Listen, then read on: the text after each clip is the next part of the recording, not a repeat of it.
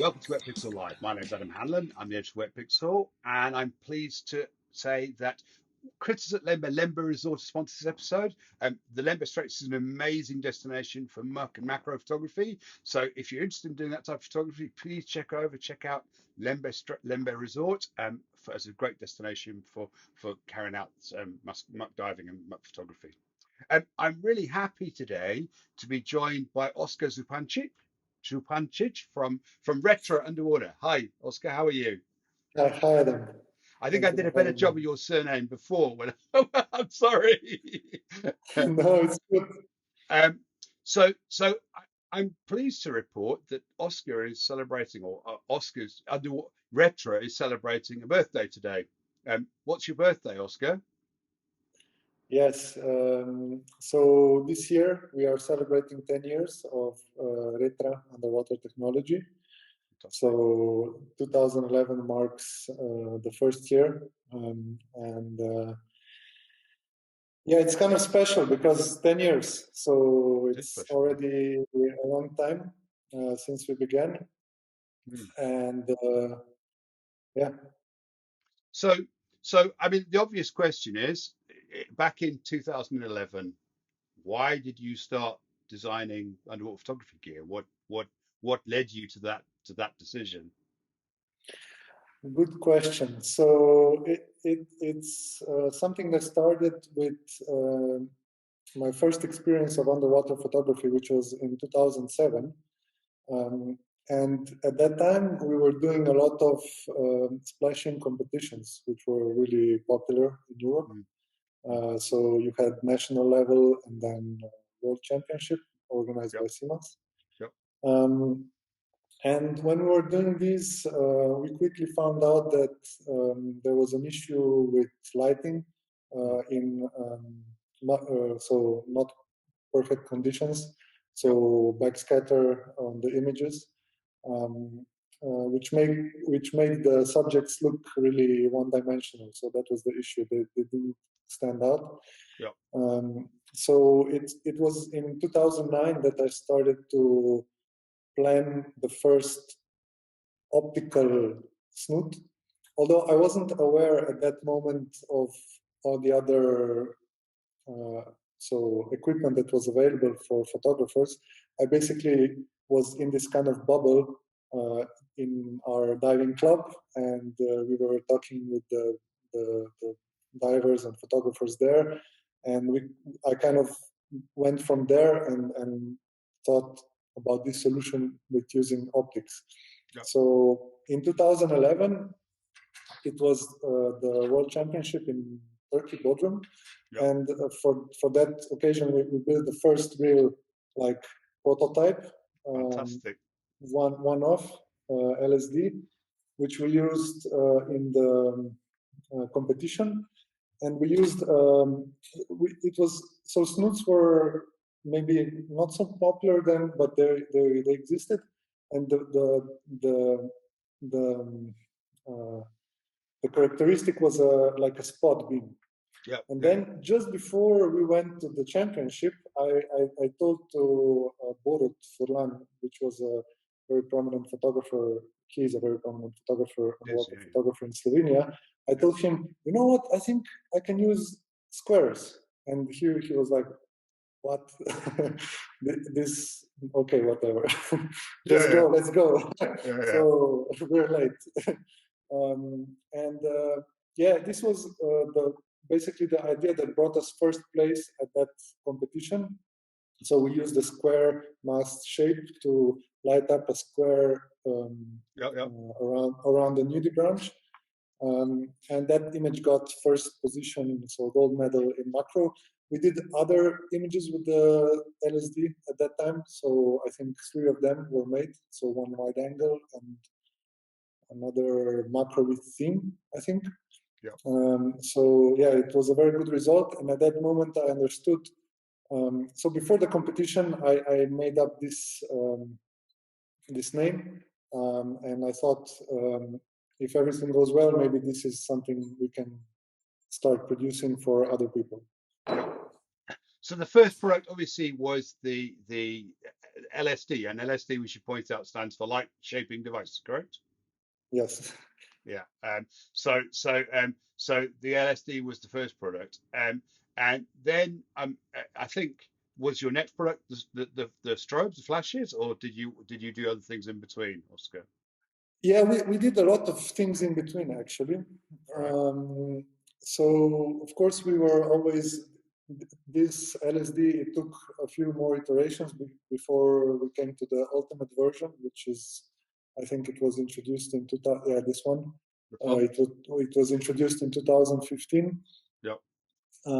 And during this, before that, so between 2011 and 2015, we worked on many projects. So we didn't show every one of them, but one of them that we showed was the eZoom, which was a product which was made for an Italian underwater photographer who wanted to have a very fast. So that he was using zoom technique, and he found out that he couldn't repeat the same image very easily because he was rotating by hand and Manually. he moved and everything. So then he asked us to maybe look into the possibility of having an electric motor turning the wheel, the zoom wheel. Thank you. So this is the eZoom. It attached to the zoom wheel on the housing from the outside, and this was a plate where you attached it to the housing, and basically its job was to rotate electronically. It triggered via optical sensor, and these were So basically, when you fired the flash, it started to in the same moment it rotated, but the exposure was long because for the zoom effect you need like 1/10, 1/15 or something like this. So you had a little bit of time before this effect was visible. Yeah, and we this was actually the first journey into electronics. So it was very interesting because of course, we bought the servo motors, but we designed the whole program and everything by ourselves, and the triggering system and the buttons and everything. So, and it was also like a small kind of housing. So it was an interesting project. Yeah. So yeah, before the flash gun, we were looking at many different options for underwater photography, so we didn't actually know which direction to go. So basically in 2015, we decided to pursue our vision of the perfect underwater lighting system. And we understood that to achieve this, we have to build our own light source. So flash guns or strobes are the most common lighting source in underwater photography. So at middle or end of 2015, we started to actively work on underwater flash gun. So this sort of grew out of the LSD project. Obviously, the LSD allowed you to control where the beam of light fell and the shape of the beam of light. So the idea now was you now wanted to create the light as well. I mean, that's a kind of organic kind of principle, I suppose. I'm gonna ask the question now because it's going to come up. So flashes or strobes? Yeah, I mean, if you Google strobes, you'll get the definition that this is a product that emits flashes in concession. So like you have on airplanes, for example. And this is not what we use in photography. In photography, we use flash guns.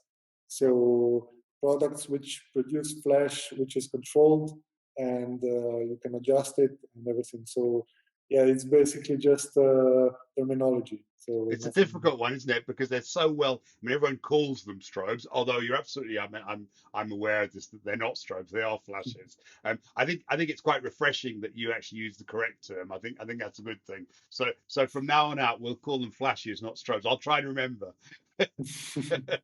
Yeah, we have to remember too, because every time we get an email or we read something, it's always strobes, and then we have to be very careful to use the term flash gun.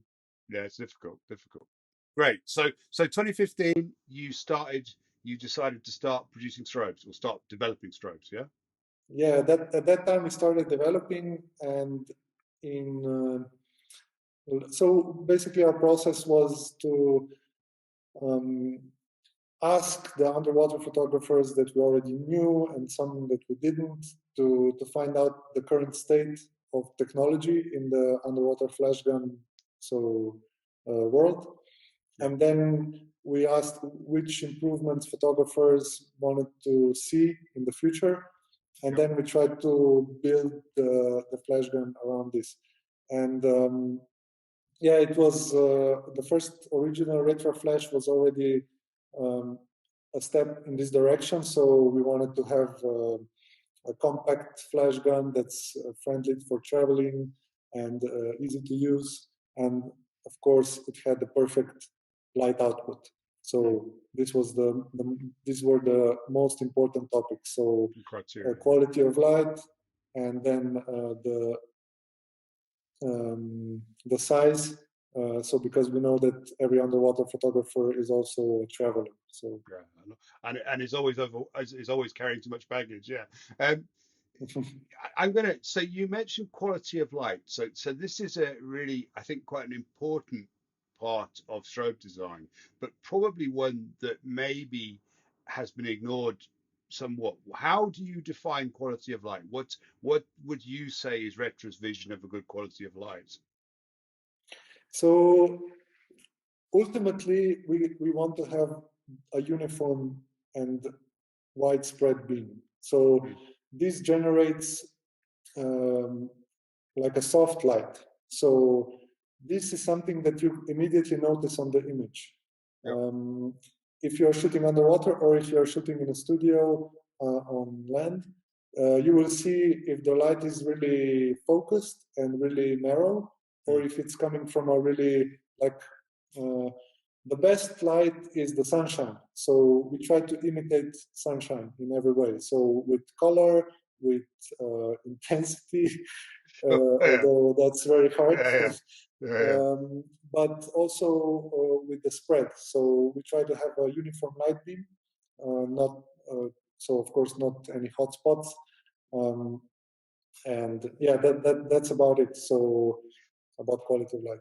So I mean, a lot of the time when people look at specifications for a flash gun, they will look at guide number, power, and they'll look at things like recycling time. And I think what you've highlighted really importantly there is that those are two very kind of they may or may not be important to an individual photographer, but actually ultimately as photographers we're capturing light, and the quality of what the flash puts out is got to be the most important criteria. I mean,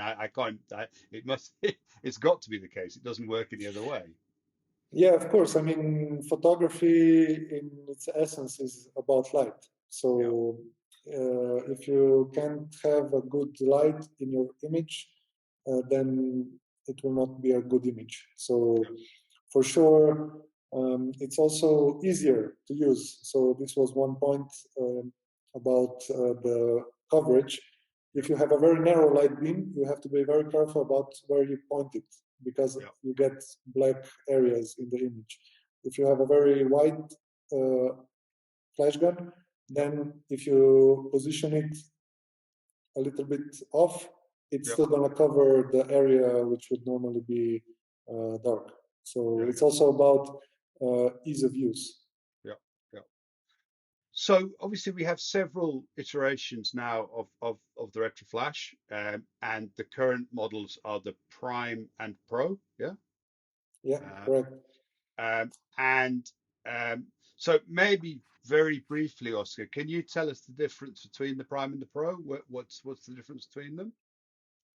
So the body of the flash gun is the same in both cases. But the Prime version has a little bit less power, so the capacitors inside are smaller, and the pilot light is a little bit different, so it doesn't output as much light as in the Pro model, and that's about it. So, and the price, of course.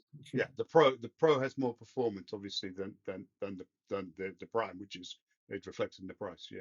Okay, great. So how did you get feedback on your designs as you were developing them, Oscar? How did you decide how to which bits to improve? So since the beginning, we were really involved with the underwater photographers community, because this was our goal when developing. We wanted to make a flash gun for ourselves, so as underwater photographers. But we knew that there are many different styles and many different underwater photographers in the world, which range from cold UK waters to the Maldives. So every part has different um, specifics. Yeah. And we knew that we had to listen to all of them to try to understand and make a product that will fit in all these environments. So since the beginning, we were kind of asking photographers about their feedback, and now we also get a lot of feedback directly, and this is something we appreciate a lot, and we always write it down, and we try to find, if it's possible, a way to improve the product.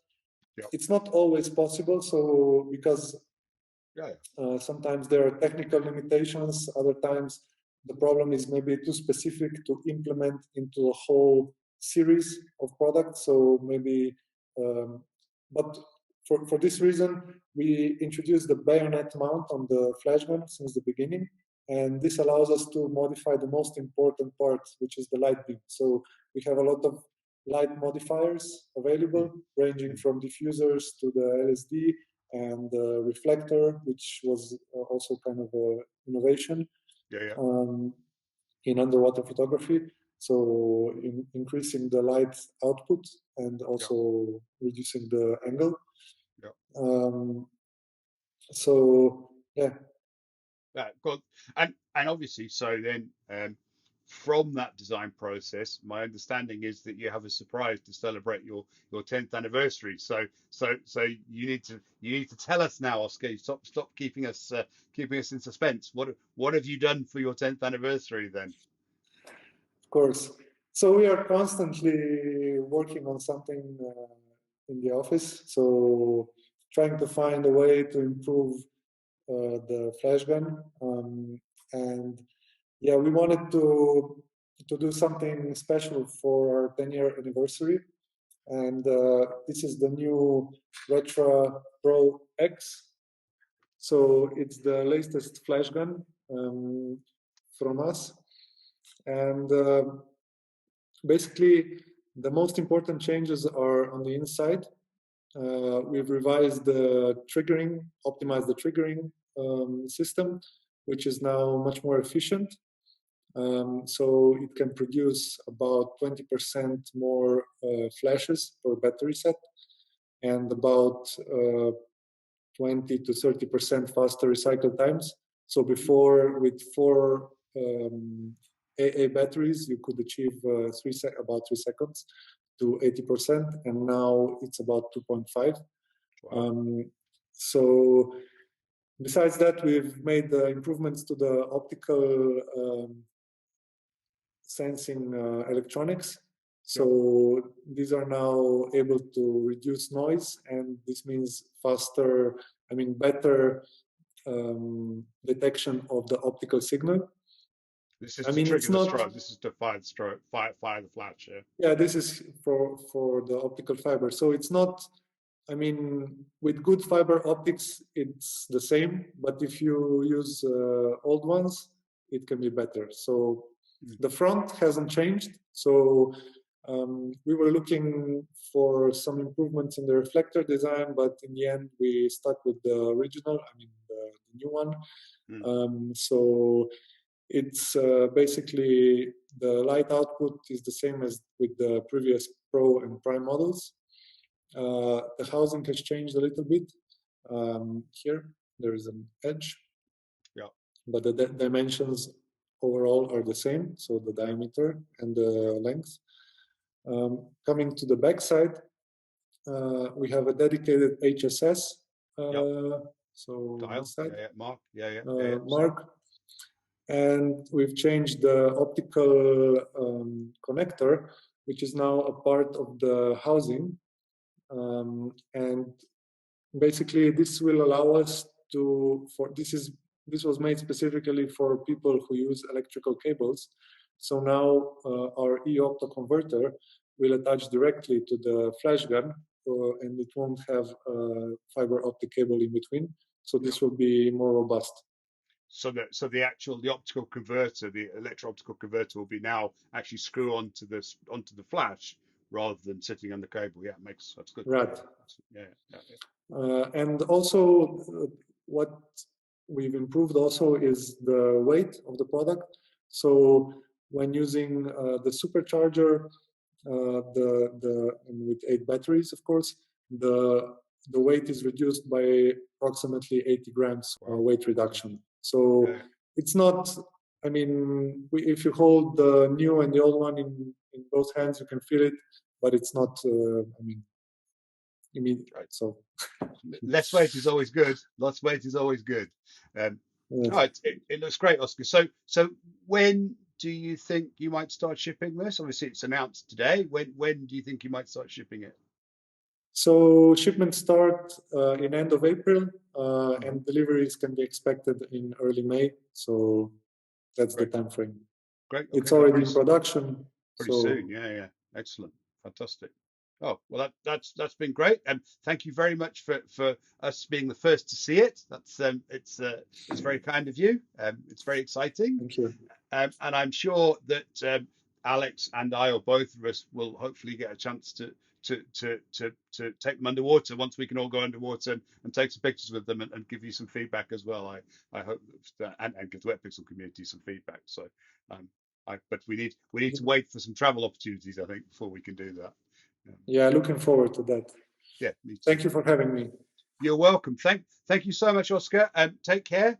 And obviously, what's your website address, Oskar? Retra.com, is it? www.retra-uwt.com. I'll put a link as well into the show notes. So hop on there, have a look and see what Retra gets up to. But thank you so much for your time, Oskar. It's been great. And I'd like to thank Lemba Resort again for sponsoring this episode. Thank you very much. Great place to shoot macro and muck. And I'd like to thank you all for watching. Please feel free to ask any questions. There's actually quite a strong forum thread about the Retra flashes and Retra accessories on the Wetpixel forum. So it's also a good place to go and ask questions about and I know Oskar goes on there and answers questions as they crop up. So please feel free to have a look at that. Please drop us a like if you enjoyed this, and I look forward to seeing you next week.